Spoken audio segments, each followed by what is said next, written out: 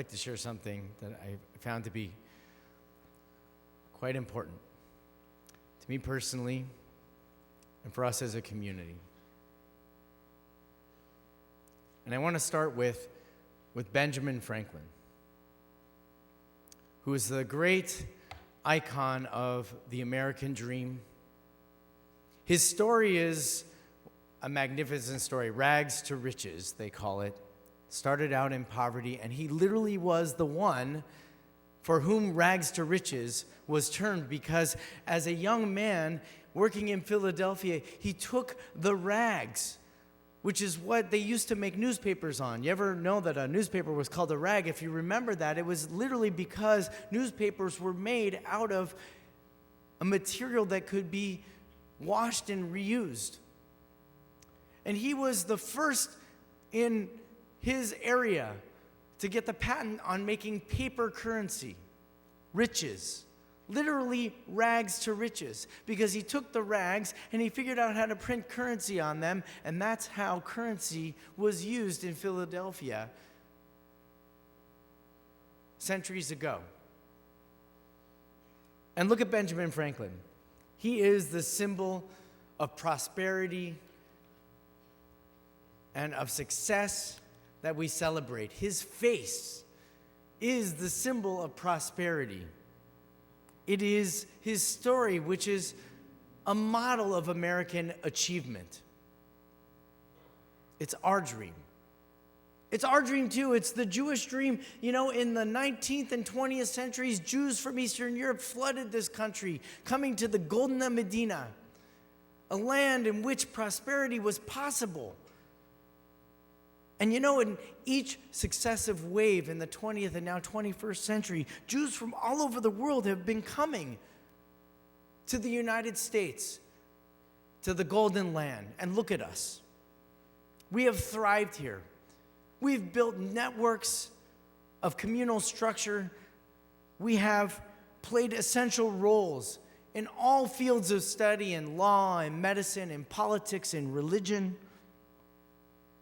Our prosperity here has been a blessing to the Jewish people. And the tides of history,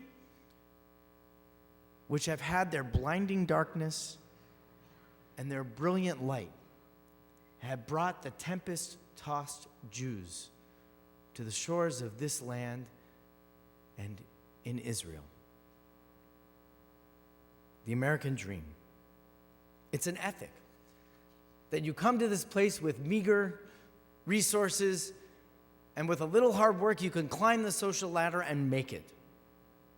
We've accepted that. We've accepted the mindset that when the going gets tough in climbing that ladder, all you have to do is realize another American ethic, which is pull yourself up by your bootstraps, and you'll get through. Have you ever seen somebody try to pick themselves up by their bootstraps? It's really a comical image. On purpose.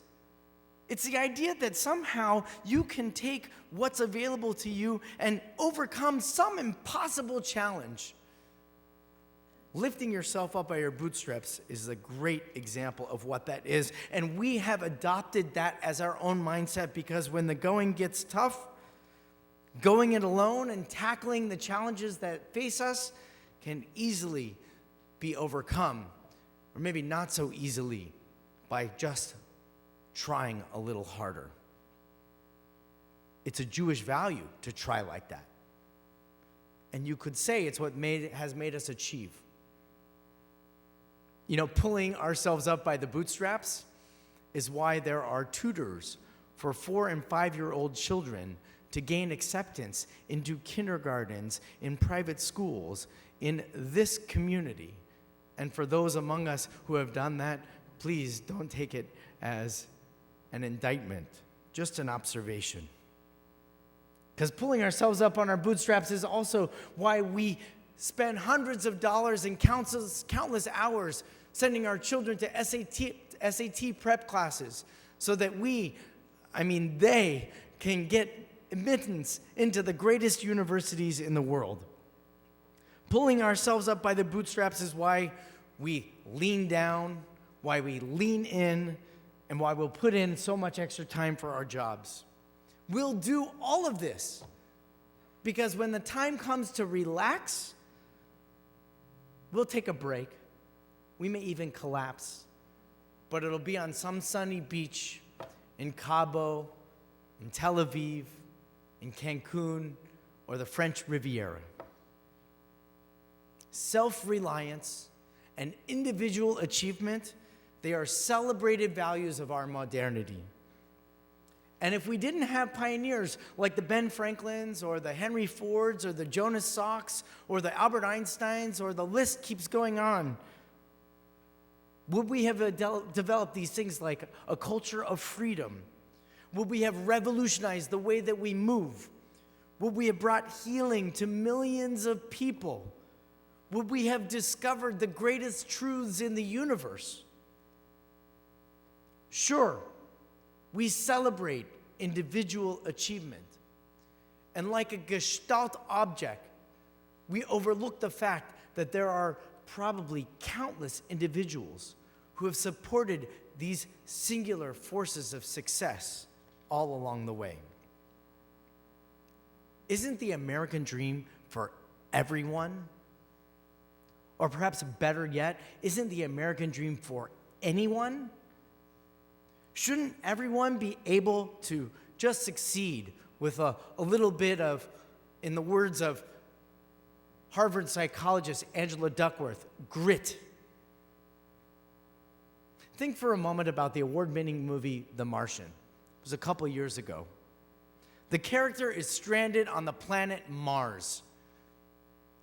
This is how far our imagination has abstracted this idea. You have to be on a planet where there is no life all by yourself to see if you can pick yourself up. So what does this botanist do? He figures out how to survive in the most extreme of circumstances. He brings life to desolate lands. All the while, there are thousands of people on Earth, and even his crewmates aboard, who are strategizing how to return back to the planet to retrieve him and rescue him. The heroic efforts of the individual and the collective are stunningly inspiring. The Hollywood fantasy, like the movie The Martian, is a reality to us. Because when we're alone, all we need is just a little bit of grit to make it through the challenge. At best, there are armies of support behind us when we need it. But we also secretly want to be the hero in those moments who can toughen up, straighten our backs, and take one monumental step after another towards a better place. This idea of overcoming impossible circumstances is a myth. It is a myth that we cannot seem to break, that impossible circumstances are overcome all alone. It cannot be defined. It cannot be that we define our success by how we are before and after our fortunes. Because there are always going to be moments when we don't make it. To say the least, in those moments, we sure won't feel like the winners. So let me give you another example of cinematic genius. Consider Ricky Bobby, Will Ferrell's character in the movie Talladega Nights. His daddy always told him, if you ain't first, you're last. Now, that is a bit extreme. But I'm sure there are a few among us that believe that to be true. The goal is to make it to the top of the heap first, to make it in business and in life. And if most of us can't claw our way to the top and achieve the success that we aspire to in industry or public life or social acceptance, well, then where shall we be placed?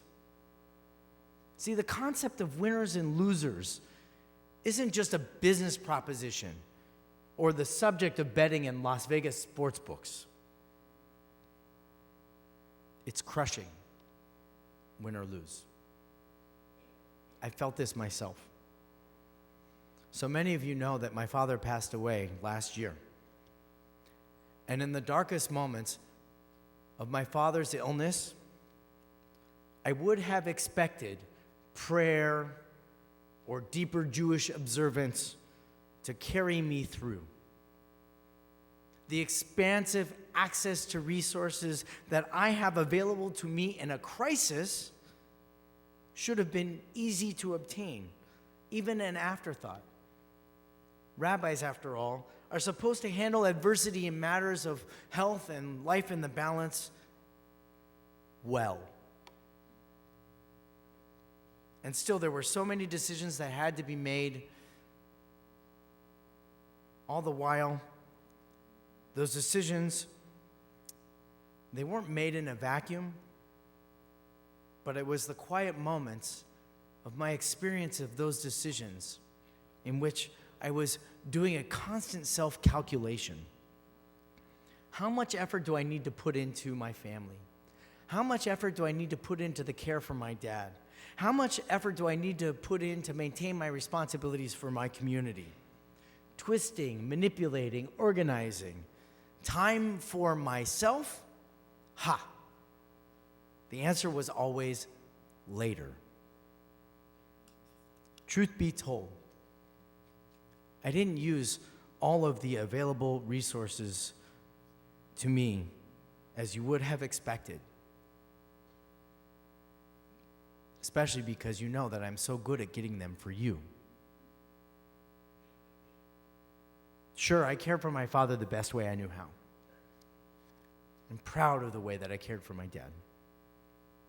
But I isolated myself along the way because I believed I could handle it all by myself.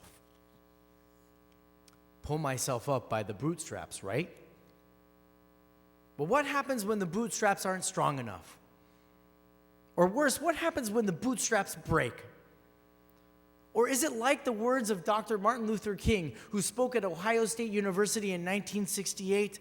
I guess that it is all right to tell a man to lift himself up by his bootstraps. But it is a cruel jest to say to a bootless man that he ought to lift himself up by his own bootstraps. This is not about social stratification. It's the flaw in the American dream. Look to our tradition too. Moses didn't have boots either. Time again, he throws his hands into the air in total frustration. Our great hero leads people from slavery toward freedom. But along the way, he's angry, he's tired, he's exhausted.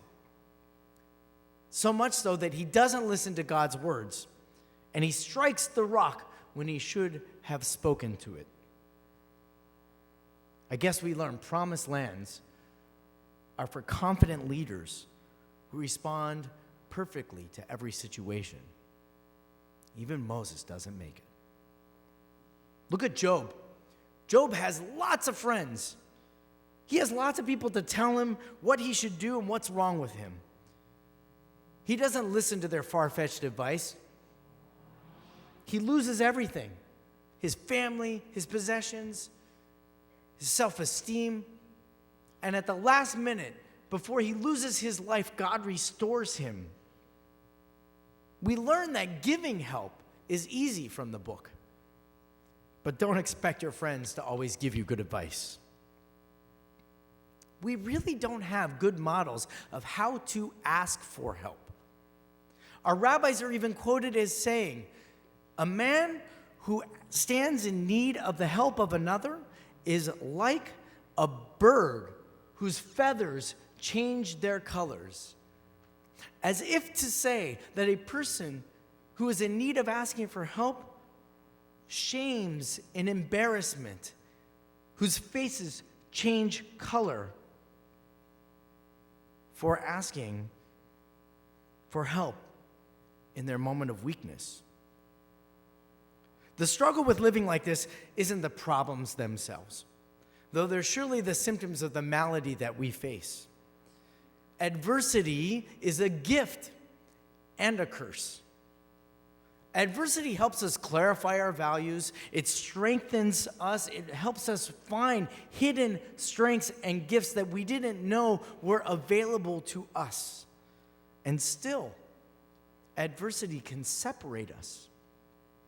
We can easily devolve into some sort of self-isolating tornado of personal struggle and maintain unflinching resilience. But in the end, this cannot be the ethic that we celebrate. We're losing the art of asking for help. And as a result, we're losing each other. Let's admit it. Asking for help from others can seem shameful. Look at Adam and Eve in the Garden of Eden. They don't hide from God because they're naked. They hide because they're embarrassed. Asking for help jeopardizes the pride that we hope others feel in doing our best. Or perhaps it's the criticism that we're fearful of receiving for being weaker or incapable or inferior. Or asking for help is because it's a fear of total rejection, that somehow the answer no is too heavy a burden to bear. Most surprising out of all of this is that asking for help is not a Jewish value. Sure, stand up for the elderly, honor your parents, protect the rights of the stranger, heal the sick, care for the orphan and the widow in your midst. Tikkun Olam is all about helping others. But to ask for help from me, for me, well, suddenly Jews believe in ESP. We expect others to know when we need their help. It's just too embarrassing to ask, but you should have known better. That's why there's so many walking wounded among us. So many who are quietly suffering, not because they're facing some intractable crisis or because the moment that they're facing, they need help and they don't know it. It's because they're facing real challenge. Things that we all face, complicated health issues, losing friendships and lovers, lacking a sense of purpose. They are alone in their suffering, and they have no way to responsibly share it in our community. And yes, rabbis are not mind readers, too. We'll say to each other, we don't want to be burdens. And the irony is that should somebody ask us for help, we hardly feel a burden by them at all. How many meals can we cook? How many hands can we hold? How many smiles of encouragement can we give and constructive support can we share? We're really good at answering the call. But it's more than just turning to a friend or a member of the family or even paying another for the service of the help that we need. The secrets of our lives, the silent and sometimes not so silent sufferings we endure. Family members who are ill, mentally and physically, failures in business or in our relationships are weaknesses we don't easily share with the people that we love and trust the most. There is no language for how to respond to this kind of need in Judaism. At least we have not created it yet. So why bring this up now, you may ask? I mean, if Jews haven't been asking for help for millennia, why should we care? Hasn't the toughening of our spirits helped us achieve so much? Well, to be sure, the new horizons of the 21st century, they are in sight. They are upon us. And with them, the accelerating changes of our social climate right now feel disruptive. They inspire tribalism. They even bring back into focus the all too familiar and terrifying anti-Semitic tropes. The world responds to Jews with anger in moments of disruption. And yet, we are better together. The strides of our community that we have made and continue to make with each other and the world around us should inspire new hope within us. We'll do well to adapt to the dramatic changes that are present and among us. But we have to develop a culture of genuine involvement in each other's lives. It seems all too relevant now. Let us not practice a new art of sharing what we think people want to know on scrolling screens of social media and expect people to know who we are. We need to do better.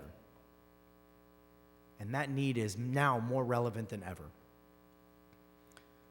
Yuval Harari is one of those thinkers that helps us to imagine our future by describing where we've come from.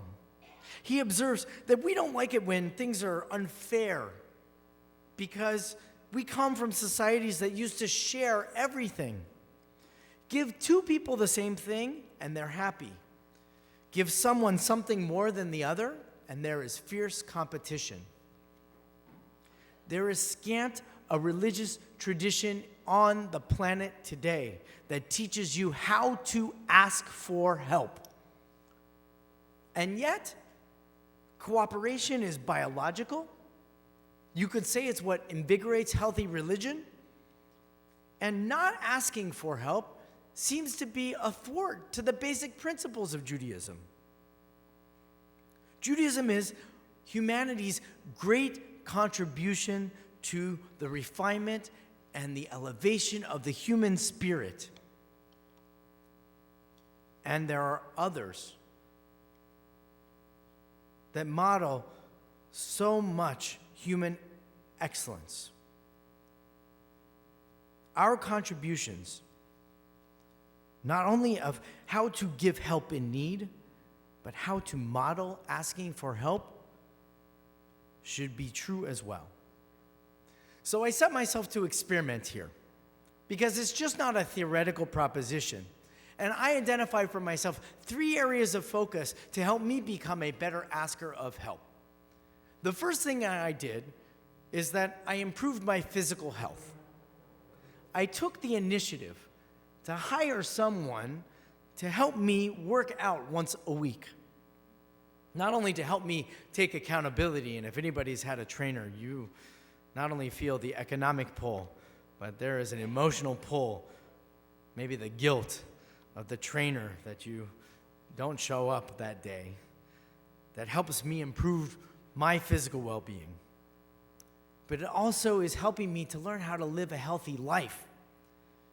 Sure, I've lost a few pounds and I have some sporty new muscles to show off, but I've changed my eating habits, I've changed my exercise habits, and my total outlook is changing for the better. You know, they call a workout space in Hebrew a beit kosher, or a beit kasher, because being physical in a way helps you keep kosher and keep fit. Now, some of you might be struggling with the dietary restrictions that kashrut requires and entails. But if you keep yourself physically healthy, you can tell everybody you keep kosher, and you won't be telling a lie. But I learned that just as much as it was important to keep physically fit, to be kosher physically, I needed to be emotionally and spiritually fit too.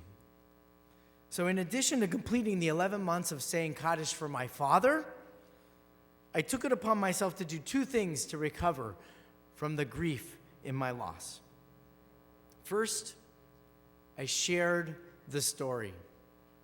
I told so many of you, my community, so many aspects of this story that I thought were embarrassing to share. I shared parts of my father's life that were difficult for me to understand. I shared parts of my own life that were unseemly, vulnerable, and yet so real. And for those who know what sharing like this looks like, there was nothing more healing than the opportunity to share the story of my father's life and death with this community, a community of friends and supportive voices. The second thing I did was to enter into a therapeutic relationship. I spoke with someone. And I have to tell you, this is indeed a very difficult thing for me to share with you who have given me the privilege to teach in these moments. Because there is a quiet stigma about asking for help like this. It implies as if I wasn't strong enough to handle the challenges of my life. Truth be told, I could have managed on my own, but I learned I didn't have to. You don't have to. That's the greatest fallacy of the bootstrap myth, that you're all alone out there. You have to pick yourself up all alone. Finally, I sought some spiritual guidance. Now, rabbis are really good at this part. We have strong networks of colleagues and friends who can support us in our journeys toward healing and help. But for me, I found prayer again as a tool to enter into sacred conversation with myself and my God, and thank God for Yossi Dresner and the Daily Minyan, because it was there that I found strength in friends and community. I always suspected that it was there, but it was confirmed when I reached out and said simply, I need. And so it is for us. We will cultivate the spirit of helping here at Valley Beth Shalom. This will be the first place. This will be the central place where we can find each other and gain support that we need, not only for today, not only in moments of crises, but for every day. We will know well how to answer the call for help when a crisis happens. And anybody who's experienced crisis knows how to call this place for help, and it is there. The challenge is, can we practice the art of helping each other before those times come? I submit the art of helping begins with a physical and an emotional and a spiritual healing as well.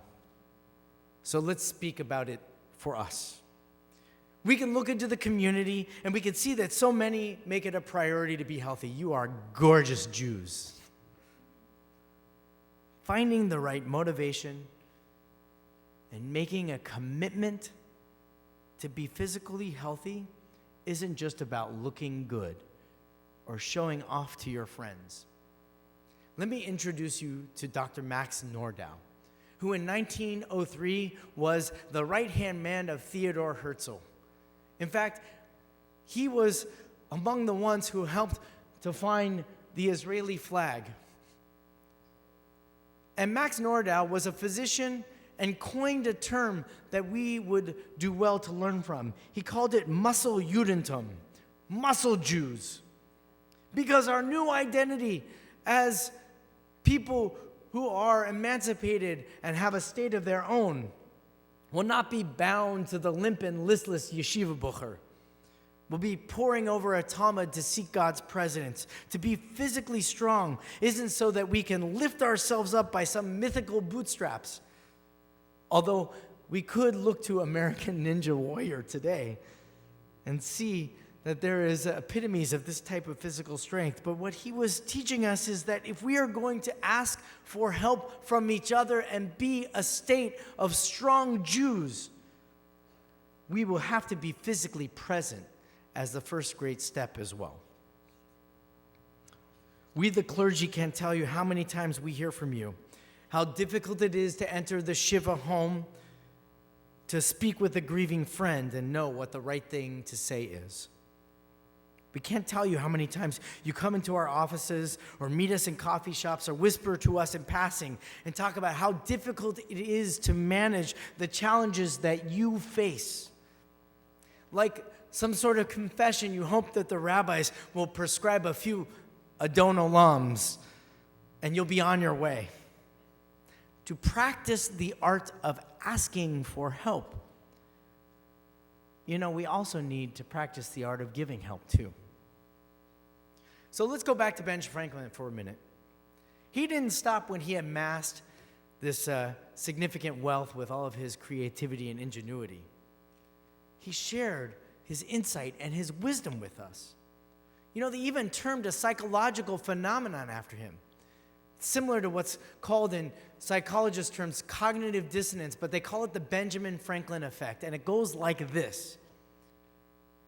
When you ask a favor from someone, not only is that person likely to help you again and again and again, but they are also open to receiving help themselves. Which is to say that the spirit of helping is something that grows when it is shared. We have to bridge the chasms of embarrassment and to find each other. Benjamin Franklin effects can be found in our community. Simply put, we need more of this. We need to cultivate a spirit of compassionate and sacred help as a value. We'll call this value in Hebrew shutafut, sacred partnership. More than just being present in each other's lives, we will take active roles in helping each other become our best. It's the responsibility, it's the burdens we bear of belonging to community. This isn't merely a place for which we consume the services of connection. It is our responsibility. In fact, it is our purpose to be places and people that help each other in this way, as I am describing. Shutafut can be seen not only as partnership with God, but it is seen best in our partnership with each other.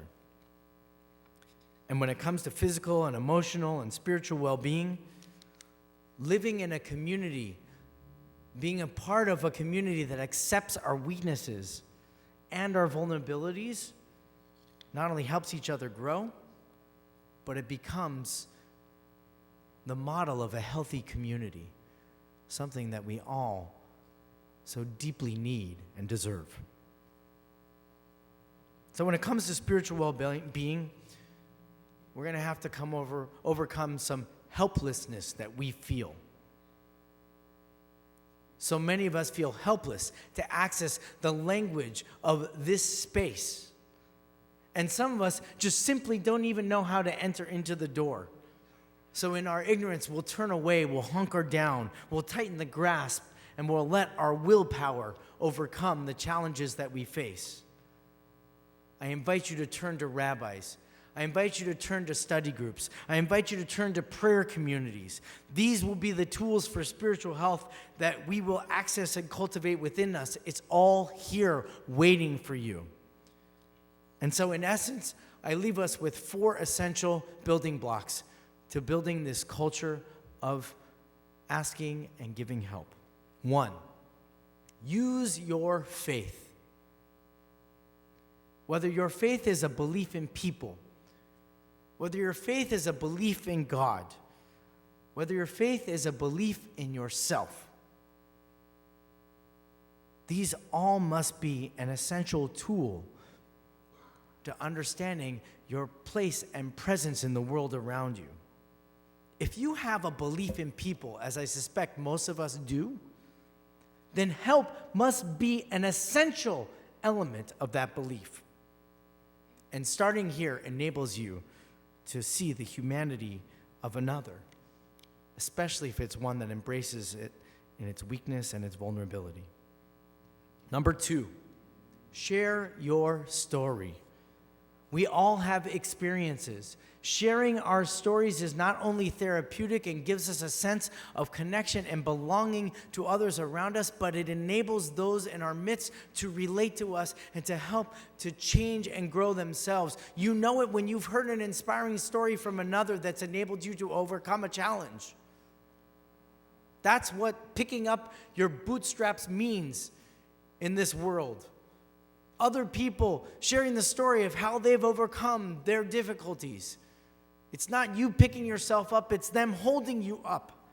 That's what sharing our story is all about. And the more we do it, the more we can help each other grow.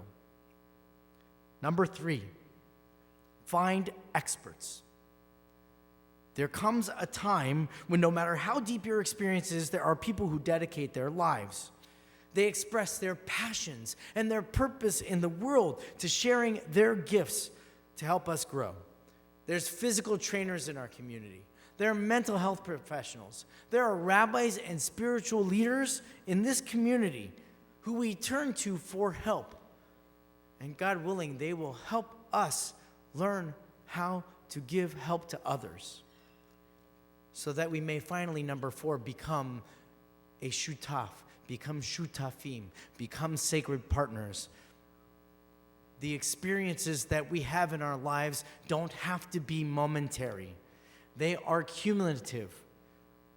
They build upon each other. Enduring adversities and overcoming challenges is so that we may learn from our experiences and share them with others. When we face adversity, when we experience loss, when we have abundant joy, when those moments are a confrontation of our humanity, they are only fully realized when we share them with another. That's what it means to be fully human. That's what a shutaf is, and that's what this community should aspire to reach each and every day of its existence. And by this, we can make new definitions of what Judaism has to say about asking for help. We can teach the world what it means to ask for help. We can model what caring community looks like, and we can share that model with others. I pray on Rosh Hashanah for all of us to let us all become part of a community that grows more deeply and more fully this year with each other's presence.